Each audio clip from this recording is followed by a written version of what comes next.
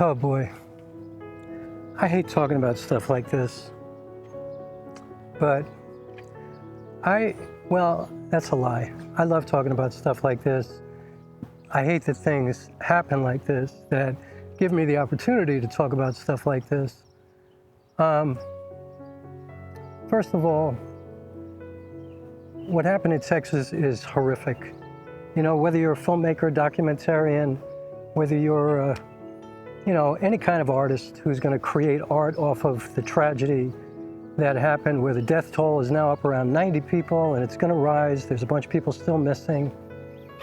At the same time, I have to admit that I feel like it's a great opportunity for people to finally stop talking about the gear, right? So get your mind off of what are your favorite lenses and camera bodies and, all the stuff that we talk about all the time that is, fun to talk about and interesting to theorize about and kind of ascertain what you might need or what you might not need. And, in making art or making the perfect setup for whatever it is that you do, whether it be weddings or corporate or narrative films, documentaries, like I said, whatever. This is a time where, especially if you live in that area and if it affected you personally, it's a great time to go document it. And it's actually a very important time, and especially now, more than ever in our society, in this culture of social media and a 24-hour news cycle and all of this stuff that's going on. It's a great opportunity to seek out the truth, to talk to people and find out who knew that this was coming, what kind of advance notice did they have, how good were the weather forecasts, and are the changes that are happening, in any way to blame for what happened. I don't know, you don't know, nobody knows until you actually do some digging. And most importantly, just to document what happened so that we never forget, so that, I feel like knowledge is such power, and that's such a cliche, but it's so true. The more we learn about this, the more we can avoid something like this happening again in the future. And I know it's Mother Nature, and I know that water moves so fast and it's hard to predict something of that nature, pun intended.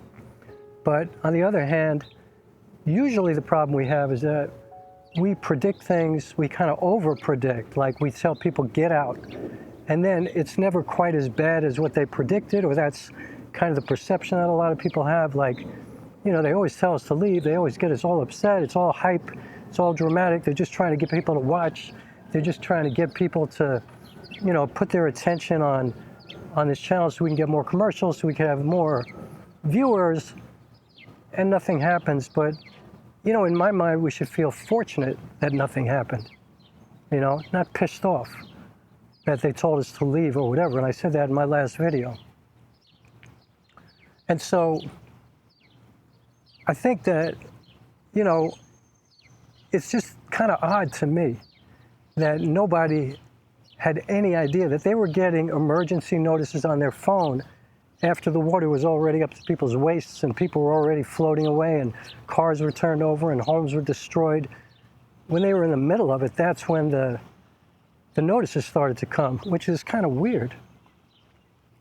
So I don't know, I think it would be a great opportunity to take your S1 Mark II or your ZVE1 or your Nikon Z6 Mark III or whatever camera you have, the GH7, in my case, the S5, take one lens that you trust, maybe take a 24-70 or maybe the 20-60 kit lens, or if you have a Sony APS-C camera, maybe take the 18-105, or, take the one prime lens that you love, take a 35 millimeter or a 35 equivalent, or take a 50 or whatever you love. Take something with some reach, because maybe you want to get longer shots, and if you want to do interviews, you're willing to step back. Maybe you don't want to be right in somebody's face when they're talking about such a tragedy, or maybe you want a wide-angle lens and get right in there and make us feel like we're right there with you. Like right now, I'm using a Siri 24 millimeter f2.8 anamorphic lens. So this is a 28 millimeter equivalent.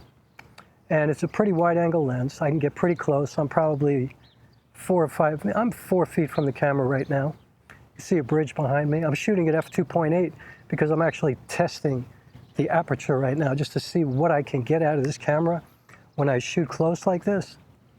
And so, you know, like everything that I'm doing is always for a purpose. You know, like I'm talking about something important. I'm talking about something that goes so far beyond filmmaking. But at the same time, I'm still testing my lens. I'm testing my camera. I'm testing the colors. I'm out in the worst circumstances. The sun is directly above my head. So I might, you know, lift the frame a little bit because I'm shooting in anamorphic mode. So, excuse me, I'm going to lose some of the frame when I go into post-production, so I have the opportunity to move this shot up and down if I want to.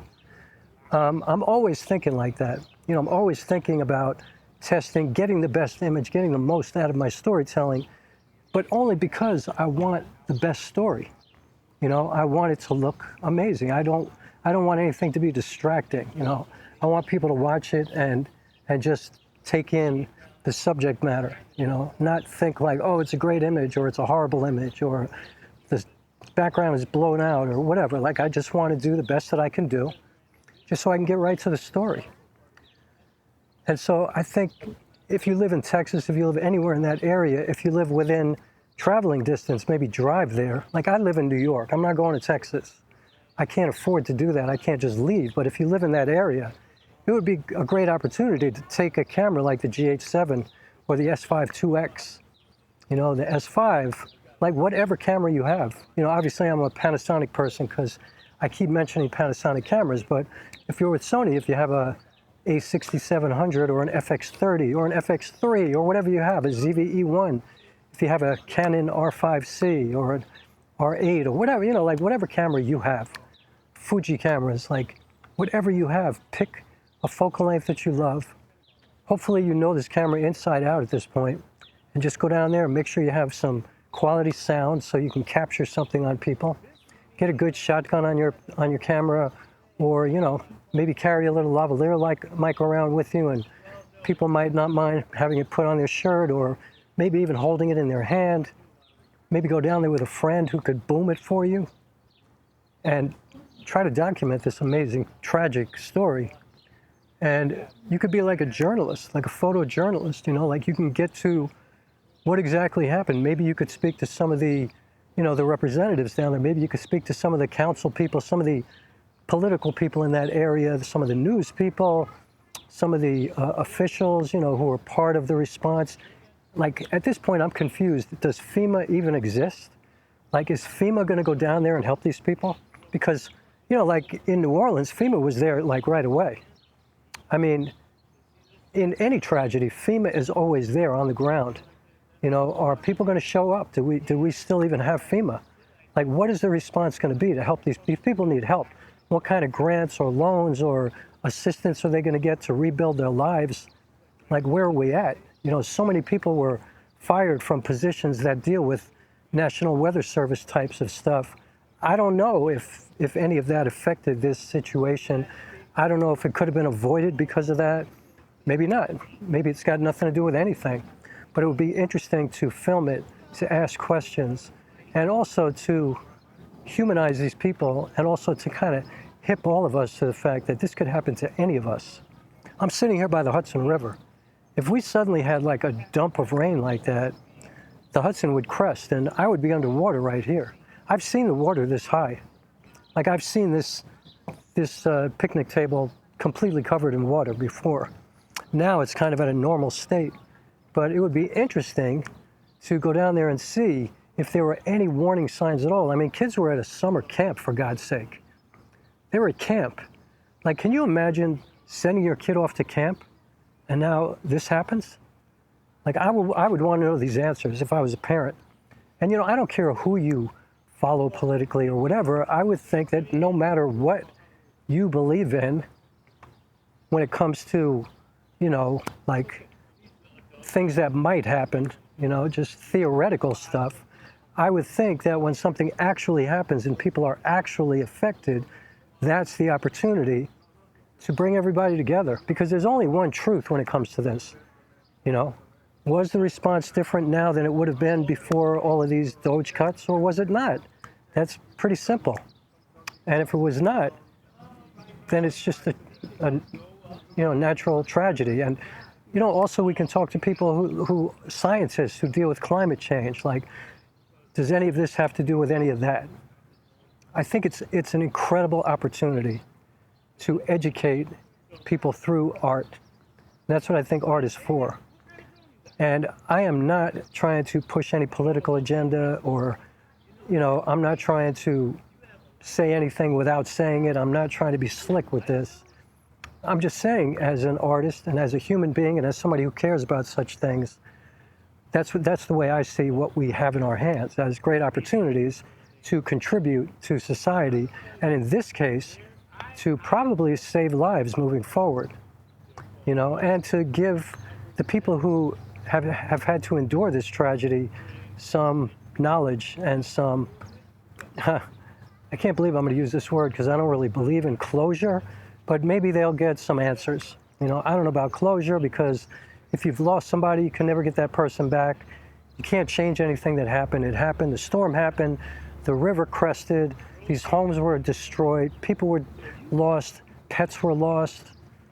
There's a lot of death, destruction, and it would be a great opportunity to find out what happened, what could have made it different, if anything, and what can possibly stop this in the future. How can we prepare ourselves to stop something like this from happening in the future? And all with a camera and a lens. Like, all you really need is one camera, one lens, and one shotgun mic to do this work. And then get home and edit it, like shoot as much footage as you can, speak to as many people as possible, get in there with the best of intentions. I mean, your empathy will rise exponentially with each person that you speak to, because anybody with a heart is going to have to feel what these people are going through if you get in there. And if they honor you with the trust to actually speak to you, like, that's the other thing, you have to work on your humanity, your people skills. If you want to be a documentarian, you have to be able to go in there and talk to people like you're a professional journalist or a professional documentarian. And you have to be sensitive to people, and you can't just push your way in there, and you can't just like force your way and, make people say things to you if they don't want to. You gotta feel it out. You have to be a sensitive human being, and not a sociopath. You can't be somebody who doesn't care. You can't be somebody who is only thinking about, hey, that's the way it is. Can't do anything about it now, whatever. I don't think that's ever a good way to be. Even in advance, when, like, in my opinion, when we're thinking about making all these changes to government and stuff like that, we have to really think about something like this. Like, what if something like this happens? Are we prepared to not only get out in front of it, but to then deal with it during the process, and then deal with, to get there as fast as possible, to help people, to save people's lives? And then, are we prepared to help people afterwards? Are we that type of society? Are we going to aid people who need money right now, who need assistance, who need medical care, who need, money to fix their homes, fix their roofs, get a car? Like, are we prepared to do that like we have been in the past? That's a huge question to ask. And again, it's a great opportunity to be able to do something like that right now. And I hope some people in that area take this opportunity, or if you're even near that area, I hope you pick up your camera. I hope you put on your lens. I hope you take a shit ton of batteries with you. Or maybe you got a V-mount so you could shoot forever. Just like prepare yourself, just like they should have been prepared for this to come, hopefully. Prepare yourself, have the batteries, have backups, have, everything that you need that you could think of that could stop you from gathering all this documentation so that you can get home, put it all together, edit it, and share it with the world. Share it here on YouTube where potentially millions of people can see it. But even if just your community sees it, it's a huge help. And at the same time, not only will you be educating people, but you will be honoring people. Because I think everybody who just went through this deserves that. We deserve answers. And everybody who is an American, everybody who is a neighbor to these people, because we're all connected, we're all in this country, These are our neighbors, whether you live in New York City or if you live in Texas in that same town, whether you live in LA, Florida, Detroit, whatever. This is you. Just like 9/11, just like when an earthquake happens in California, just like when there are tornadoes in the Midwest and people are trashed, you know, like it's about all of us. We all should be working together to prepare ourselves better for everything that could possibly happen. That's why we study climate change, so that we can prepare for the future and kind of fix things that we were not quite educated on in the past. That's why we have science. We're trying to prepare ourselves. That's why we have the National Weather Service, so we could say, yo, we're expecting 2 feet of rain. You're gonna get flooded, get out now. That's why you hear those warnings sometimes like, listen, all I could do is tell you to get out now, because if you don't get out now, you're gonna die. These people didn't even have that opportunity. They knew nothing. Every interview that I've seen so far said that they literally had no forecast of anything like this. Absolutely nothing. And of course, if you're talking about kids going to a camp, of course they would have been checking the weather forecast. And so I'm sure they did, and I'm sure the forecast said nothing. That's something to check out. That's something to go down there and talk to people about. That's something to figure out who's responsible in that area for this type of situation, for this type of occurrence. Who is the one who's supposed to get out in front of this and protect our children, and protect our elders, and protect our pets, and protect our homes and our belongings? Who is supposed to do that? And then ask them what happened. Could be totally innocent. Nature.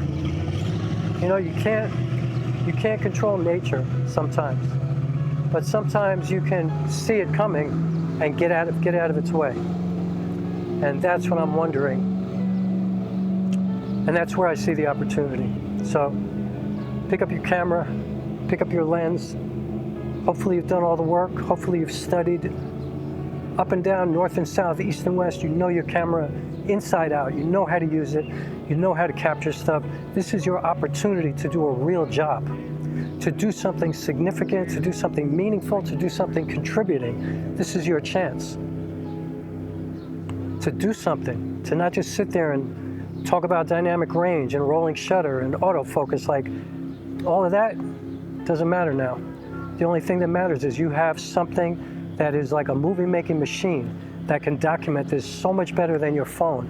And even if you just have a phone, you probably have something that can document all this stuff. But certainly if you have a camera that takes SD cards or an SSD drive or whatever you're working with, you got this.